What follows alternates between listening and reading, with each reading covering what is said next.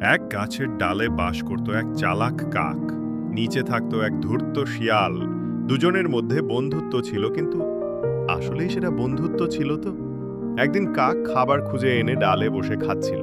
শিয়াল এসে বলল, ওই কাকদা, তুই তো কত ভালো গান গাস, একবার গেয়ে শোনাস তো। কাকের গলায় ছিল খাবার। সে গর্বে গাইতে গিয়ে মুখ খুলল, আর খাবার পড়ে গেল। শিয়াল সেটা নিয়ে দৌড়ে পালালো। কাক হতভম্ব। সে বুঝল এই বন্ধুত্ব শুধু স্বার্থের জন্য ছিল। শেষে কাক বলল, বন্ধুত্ব মানে বিশ্বাস।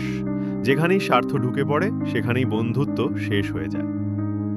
সবাইকে বন্ধু ভাবার আগে একবার দেখে নেওয়া ভালো, সে সত্যি বন্ধু তো, না স্বার্থপর। এমন গল্প আরও চাই? তাহলে এখনই সাবস্ক্রাইব করুন।